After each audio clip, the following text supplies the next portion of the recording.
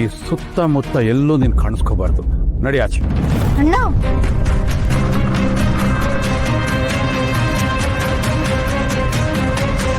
ನಿನಗೆ ಹೇಳ್ತಾ ಇರೋದು, ನಡಿ. ನಾನೇನ್ ತಪ್ಪು ಮಾಡಿದ್ದೀನಿ ಅಂತ ನನ್ನ ಹೊರಗೆ ಹಾಕಕ್ ನೋಡ್ತಾ ಇದ್ದೀರಪ್ಪ. ಲೆಕ್ಕ ಕೊಡ್ಬೇಕಾ? ಎಲ್ಲೇ ಸಂಭ್ರಮ ಸಡಗರ ಇದ್ರೋ ಅಲ್ಲಿಂದ ನನ್ನನ್ನು ದೂರ ಇಡ್ತೀರಾ. ಬೇರೆ ದಿನ ಬೇರೆ ಕಡೆ ಆದ್ರೆ ಓಕೆ. ಇವತ್ತು ನಮ್ಮ ಅಣ್ಣನ ಮದುವೆ ಅಪ್ಪ.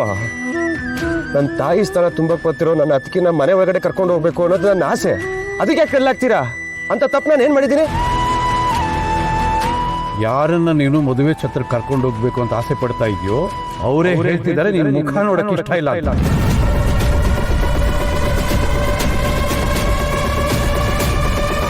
ಅದಕ್ಕೆನಾ? ಹೌದು. ಅಂತದೇನ್ ಮಾಡಿದ್ದೀನಿ ನಾನು ಕೇಳ್ಕೊಂಡ್ಬಿಟ್ಟು. ಎಲ್ಲಿಗೆ ಹೋಗ್ತಾ ಇದೀಯಾ? ಅರ್ಥ ಆಗ್ತಿಲ್ಲ ನಾನು ಹೇಳ್ತಿರೋದು. ನಿನ್ ಮುಖ ನೋಡಕ್ಕೆ ಇಷ್ಟ ಇಲ್ಲ ಅಂತಂದ್ಮೇಲೆ ಅವ್ರ ಎದುರುಗೋಗಿ ನಿಂತ್ಕೊಂಡು ನಮ್ಮ ಅಪ್ಪನ ಹತ್ರ ಹೀಗೆಲ್ಲ ಹೇಳ್ದ ಅಂತ ಮಾತಾಡಿಸ್ತೀಯಾ? ಮತ್ತೆ ಅವಳು ಮನಸ್ಸು ದೋಯಿಸ್ತೀಯಾ?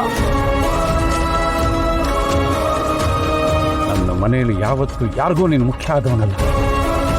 ಇವತ್ತು ಬಂದಿರೋ ಕಲ್ಯಾಣಿ ಕೂಡ. ಹೌದಪ್ಪ, ನಾನು ಯಾರಿಗೂ ಮುಖ್ಯ ಆದವನಲ್ಲ ಅಪ್ಪ. ಇವತ್ತೊಂದು ದಿವಸ ಬಿಟ್ಬಿಡಪ್ಪ. ಇವತ್ತು ನಮ್ಮ ಅಣ್ಣನ ಮದುವೆ ನಾನು ಏನನ್ನ ಆಸೆ ಹಿಡ್ಕೊಂಡಿದ್ದೀನಪ್ಪ. ಪ್ಲೀಸ್, ನಾನು ಇಲ್ದೆ ಮದುವೆನೇ ಆಗಲ್ಲಪ್ಪ. ಅದೇಗೆ ಮದುವೆ ಮಾಡ್ತೀರಾ? ಈ ಪ್ರಪಂಚ ನೀನು ಇಲ್ದೇನೂ ನಡೀತಾ ಇರುತ್ತೆ. ಭೂಮಿ ನಿನ್ನ ಸುತ್ತ ಮಾತ್ರ ಸುತ್ತುತ್ತಾ ಇದೆ ಅನ್ನೋ ಭ್ರಮೆ ನಿನ್ಗೆ ಬೇಕಾಗಿಲ್ಲ. ನಡಿ ಹೊರಗಡೆ. ಹಾಗಿದ್ರೆ ನಾನು ಈ ಜಾಗದಲ್ಲಿ ಇರೋದು ಬೇಡ. ಬೇಕಾಗಿಲ್ಲ ಅಂತ ಹೇಳಿದ ಅರ್ಥ ಆಗಿಲ್ವ ನಿಮಗೆ? ಹೊರಡು. ಈ ಮದುವೆ ಮನೆಯಲ್ಲಿ ಎಲ್ಲರೂ ತುಂಬ ಸಂತೋಷ ಸಂಭ್ರಮದಿಂದ ಇದ್ದಾರೆ. ನೀನು ಅದನ್ನು ಹಾಳು ಮಾಡಬೇಡ. ಪರಿಸ್ಥಿತಿನ ಅರ್ಥ ಮಾಡಿಕೊಂಡು ದೂರ ಹೋದ್ರೆ ನಿನಗೂ ಕ್ಷೇಮ, ನನಗೂ ಕ್ಷೇಮ. ಅಲ್ಲಪ್ಪ, ಹೋಗ್ತೀಯ ಇಲ್ವಾ?